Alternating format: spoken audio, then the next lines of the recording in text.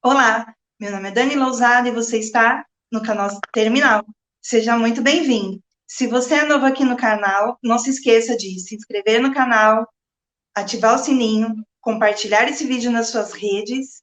E no vídeo de hoje, nós vamos falar sobre dor crônica. Você sabe o que significa dor crônica?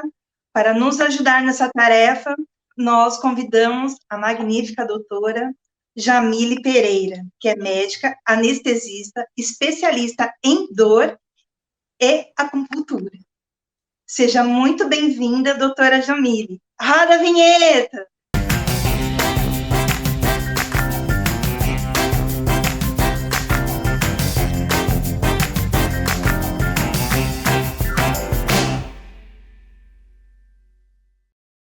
Doutora Jamile, seja muito bem-vinda ao canal Terminal. Oi, Dani, prazer é meu. Muito bom estar aqui, podendo dividir, aprender juntas aí um pouquinho sobre esse tema. A primeira pergunta que nós temos aqui é: o que é a dor crônica e como um paciente pode acessar um especialista em dor? Então vamos lá. Dor crônica, primeiro a gente tem que entender o que é o conceito de dor, né? Dor é toda sensação desagradável, toda sensação que pode ter uma lesão tecidual, por exemplo, uma cirurgia, alguma coisa que se cometeu, um câncer, ou até potencial, então não chegar a ter uma lesão, e ela é determinada por sensitiva, questão sensitiva, social e emocional, né? Então, isso é o conceito de dor, né? A dor crônica é quando ela dura mais do que 12 semanas ou 3 meses, né? Quando a dor, além de ter uma causa, ela acaba cronificando, então ficando com dor o paciente por mais do que esse tempo, e essa dor começa a causar como se fosse uma própria doença, né? Então o paciente precisa tratar aquele não só a lesão em si, né, que ele tem, mas tratar a própria dor para poder manter uma vida funcional, conseguir fazer as atividades. Porque quem sofre de dor crônica geralmente dificulta muito a sua vida, a sua socialização, porque é um paciente que está ali sentindo, sofrendo, acaba ficando um pouco menos atento, acaba se isolando um pouco mais, às vezes associando com alguns outros transtornos de personalidade, alguma depressão, porque é um paciente que está ali, mas está com uma dor que ninguém percebe, ou ninguém está conseguindo associar, né? Sei muito bem que é isso. Quais os tratamentos disponíveis para a dor crônica do paciente oncológico? E se existe algum tratamento integrativo que possa aliviar essa dor? Legal, ótima pergunta. Então vamos lá. Primeiro, no paciente oncológico, a gente entender o que é a causa da dor desse paciente. Existem várias causas que podem ser um dos problemas do paciente oncológico. Pode ser o próprio câncer, que atinge, em geral, é o mais comum, o próprio câncer causando dor. Pode ser o tratamento quimioterápico, o tratamento cirúrgico que esse paciente foi submetido para a retirada do câncer. Pode ser a radioterapia causando dor. Pode ser uma invasão tumoral, às vezes uma metástase causando dor. Então, a gente entender o que é essa causa dessa dor é extremamente importante para a gente pensar no tratamento desse paciente, né? No tratamento da dor em si. Então, sobre quais são as possibilidades, nós temos os medicamentos analgésicos, medicamentos opioides, nós temos a associação com outras medicações, às vezes medicações até anticonvulsivantes, antidepressivos, que eles atacam na via da dor, né, interferem na via da dor, e a gente usa como tratamento adjuvante. Além disso, nós temos tratamentos intervencionistas em dor, que são o quê? Procedimentos, às vezes feitos em centro cirúrgico, onde a gente pode, no local onde tem a dor, às vezes num gânglio de dor, às vezes em algum nervo, a gente pode aplicar medicações onde a gente vai bloquear. E temos até tratamentos cirúrgicos, feitos às vezes com o neurocirurgião, para a gente poder cortar a via da dor também. Então, todas essas são opções mais tardias, então a gente tem como se fosse degraus de dor. Então, o primeiro degrau, medicações não opioides, então medicações analgésicas, pode citar dipirona, paracetamol, medicações simples, anti-inflamatórios. Nós temos, às vezes, segundo degrau de dor, onde a gente associa opioides fracos, depois, no terceiro degrau de dor, a gente já associa opioides fortes, né, morfina, a mais conhecida. E a gente passando para um 4H, onde a gente associa tratamentos intervencionistas de dor. Então, esses são tratamentos clássicos, onde a gente, quase todo médico que trata a dor, sabe e maneja muito bem isso aí. Quanto às ações integrativas, são extremamente importantes, né? São tratamentos não farmacológicos que a gente chama. Dentro disso, o médico especialista em dor precisa manejar, mesmo que ele não faça, por exemplo, não faça uma acupuntura, ou não faça uma musicoterapia, aromaterapia, qualquer outra associação, ou que a gente aplique, né? Não faça uma psicanálise, um tratamento com um psicólogo, assim, ele precisa ter o manejo e encaminhar, e saber quando indicar. As terapias não farmacológicas, eu diria até que elas são tão importantes quanto o manejo da dor farmacológica, né, da medicação farmacológica. Então, assim, a gente tem uma série de opções de tratamentos integrativos, onde eles são feitos em conjunto, em associação com a medicação. Então, nas medidas não farmacológicas, a gente pode pensar em algumas opções, que pode ser a acupuntura, por exemplo, onde você pode associar, fazer um tratamento adjuvante.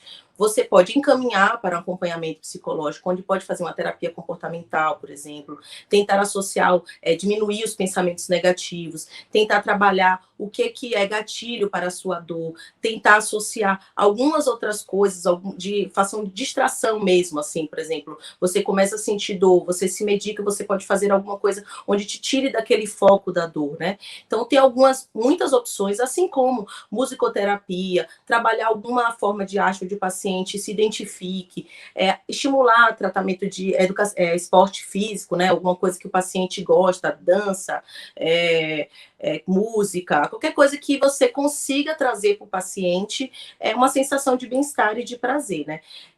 Esse tratamento em conjunto, ele tem um fator também tão importante, assim, eu poderia dizer, quanto o tratamento farmacológico, né?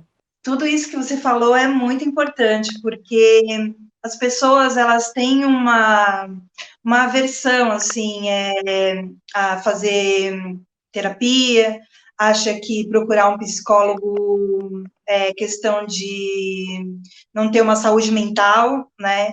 E procurar um psiquiatra, então, né, acha que eu mesma tive esse preconceito quando fui encaminhada a uma.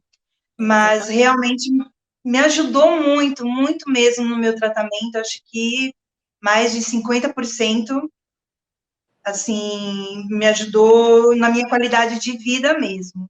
Na Agora, verdade, me chamou a atenção... Desculpa, pode falar. na verdade, o médico especialista em dor, ele tem esse papel até de desmistificar. Geralmente, eu sempre brinco com o paciente, na primeira consulta, a gente não consegue fazer praticamente nada. A gente vai dar uma medicação, vai conversar, entender, mas esse processo de acompanhamento, você desmistificar alguma coisa sobre o tratamento, o paciente ele vem muito ansioso por tomar uma medicação, aquilo que a gente viveu. Mas quando o paciente tem dor crônica, então quando nós que éramos saudáveis, só simplesmente tinha uma dor, tomava o remédio, melhorava, descansava, dormia e acordava pleno para o seu dia seguinte. No paciente que tem dor crônica, isso não acontece. O paciente ele pode medicar, ele pode tomar e ele vai ter aquela dor. Às vezes o paciente ele tem uma dor num limiar funcional, que a gente diz. Então ele tem aquela sua dor numa pontuação leve, moderada, e ele tem que, às vezes, aprender a conviver. Quando aquilo sobe, ou quando aquilo aumenta, aí sim a gente começa a manejar. Então, às vezes, a gente precisa desmistificar alguns conceitos sobre dor, tirar um pouco a expectativa do paciente do que é esse tratamento.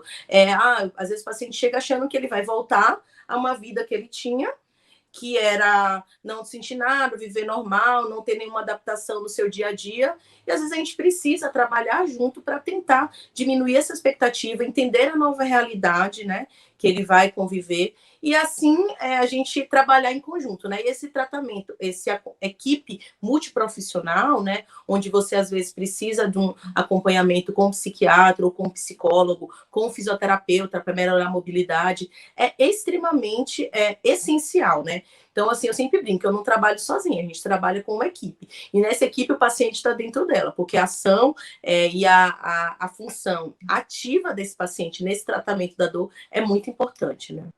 Fica a dica aí para todos que vão nos assistir, porque existe também aquele paciente que tem a dor e não percebe que tem a dor, não tem?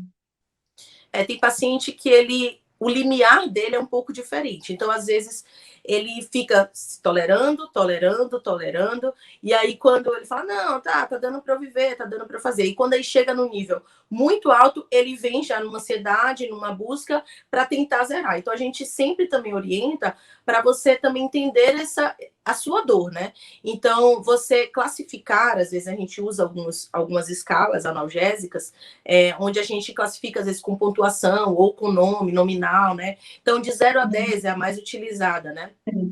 Então, você às vezes fala assim, ó, com 2, doutor, eu vivo bem. Eu tô com aquela dorzinha que tá lá, tá tudo certo. Quando chega em 5, eu começo a me incomodar, já é uma coisa. Então, às vezes a gente coloca assim, ó, nesse grau você já se medica para você evitar de chegar no nível tão alto. Então, tem pacientes que têm um limiar diferente, sim, de dor, né? Que tem uma tolerância diferente. Fora que, lembrando que o que você está vivendo, onde você está inserido, então você às vezes passou por uma briga familiar, um estresse, uma ansiedade, uma angústia, um sofrimento muito importante, o seu limiar é alterado. Então, às vezes, você está num contexto onde às vezes a gente tem que trabalhar outras situações em conjunto com a dor, né?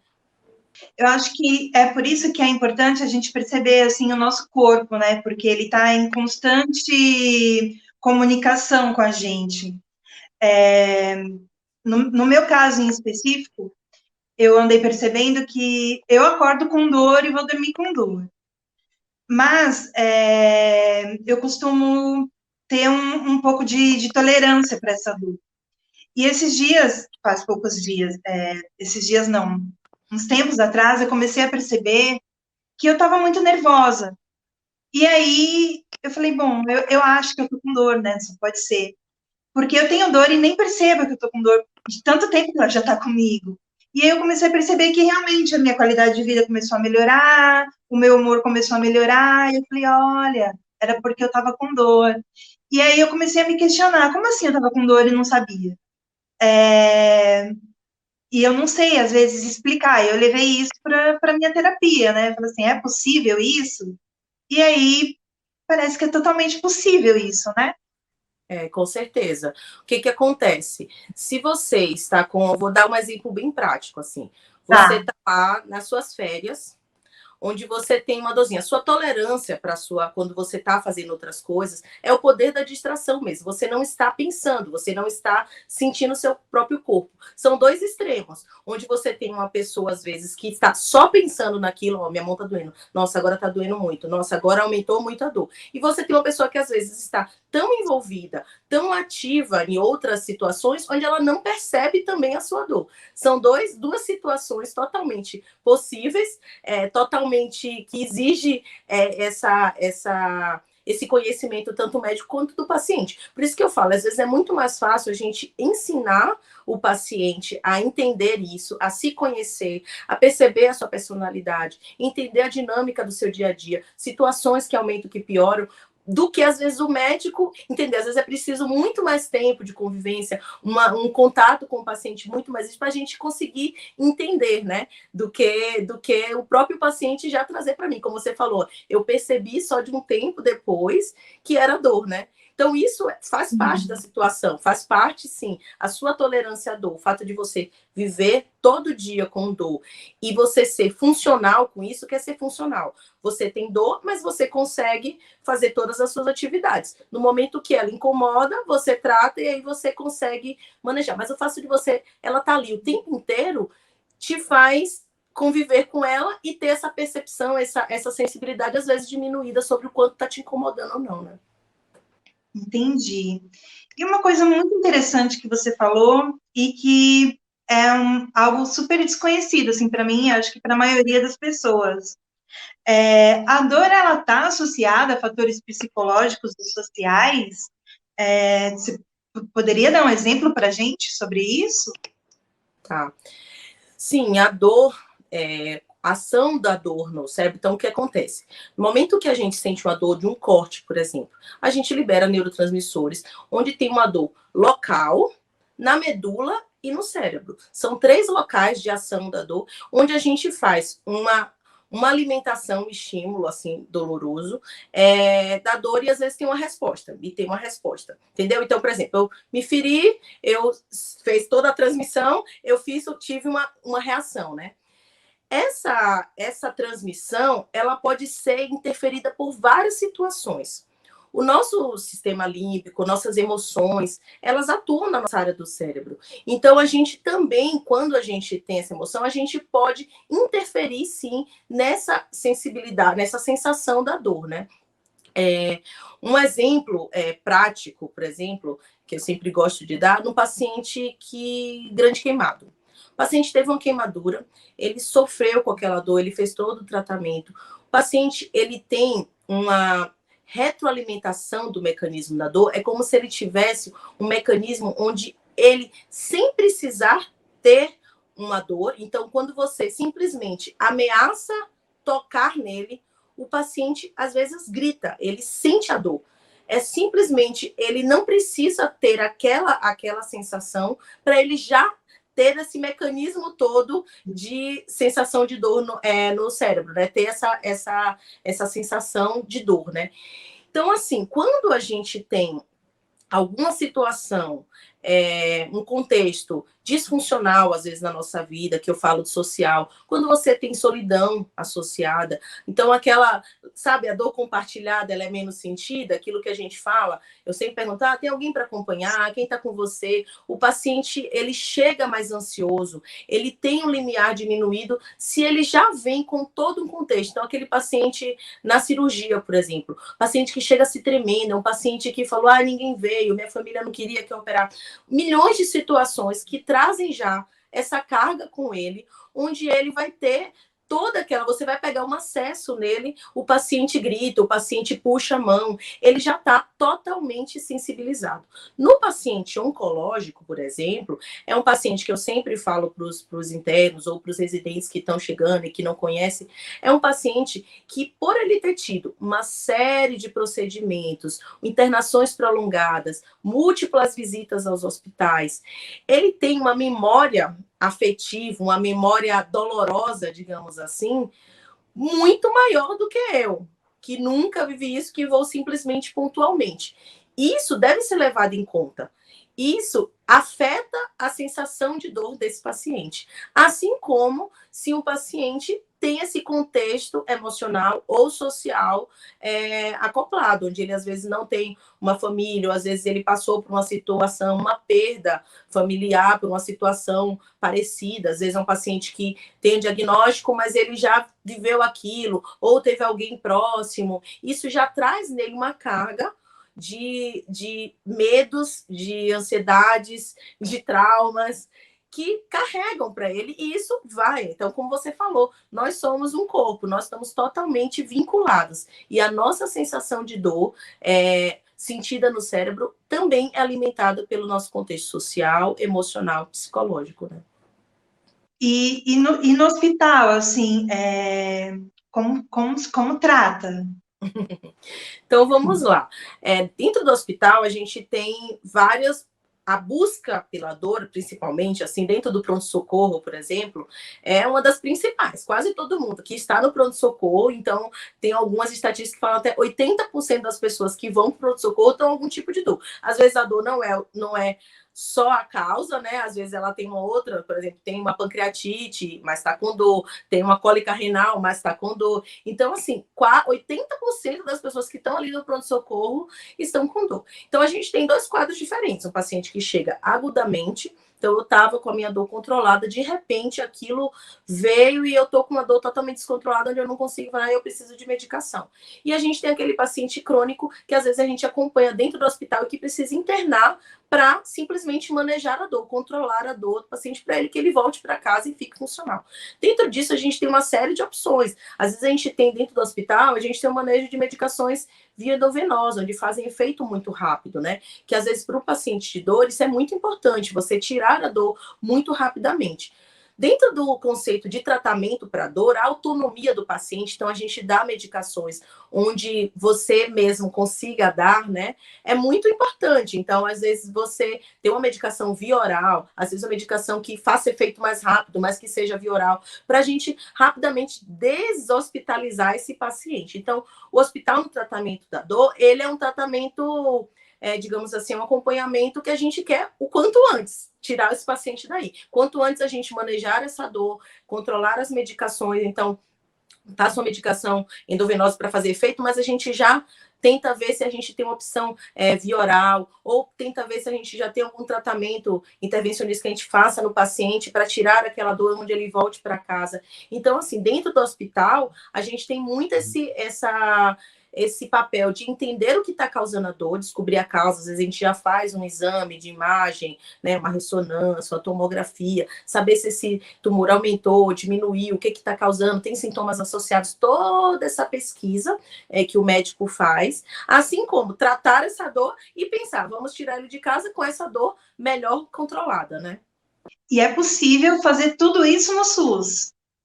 É possível. Claro que, Dani, você sabe, né? Estamos em São Paulo, São Paulo capital, Sim. estamos em grandes centros. Eu trabalho numa instituição grande, é totalmente pública, é SUS, né? Trabalho também em hospitais particulares. E assim, do que a gente tem disponível no SUS, no hospital, que seria quase um modelo que a gente trabalha, nós temos as mesmas coisas. Eu sempre brinco que é um orgulho imenso para mim poder dar a mesma assistência para o paciente. Não porque não tenha, porque eu simplesmente, porque às vezes não nos falta conhecimento, né? Nos falta aparatos, né? Então é possível dar sim. Mas sabemos que diante do Brasil que vivemos, diante dessa desigualdade onde impera ainda, né? Tem alguns pacientes que têm sim muita dificuldade, não conseguem ter esse acesso, que a gente está inserido nessa bolha, né? Então é possível, é um sonho.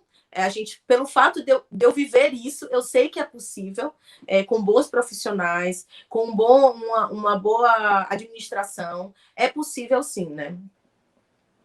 Eu fico muito feliz em ouvir isso, porque eu também me trato nesse mesmo hospital e sou muito bem tratada, já há 2 anos de tratamento, e essas injeçõezinhas que dão na gente, que tiram a dor da gente assim, ó, com a mão, são ótimas. E viciam, no meu ponto de vista.